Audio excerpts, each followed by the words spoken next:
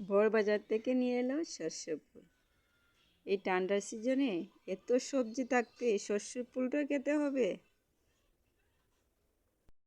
প্রথম ভাবলাম ফেলেই দেব, পরে ভাবলাম না, নিয়ে যখন এসছে শখ করে খাবে বলে, তাই একটু কষ্ট করে বানিয়েই দিই।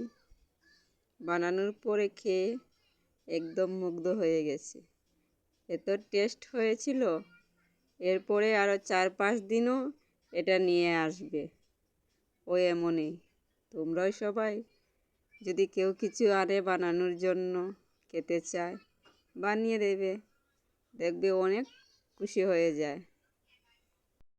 তোমরা যারা সর্ষে ফুলের বড়া খাওনি, অবশ্যই একবার খেয়ে দেখবে, দারুণ লাগে খেতে। এত টেস্টি হয়েছিল, কি বলবো, কোনো জবাব নেই।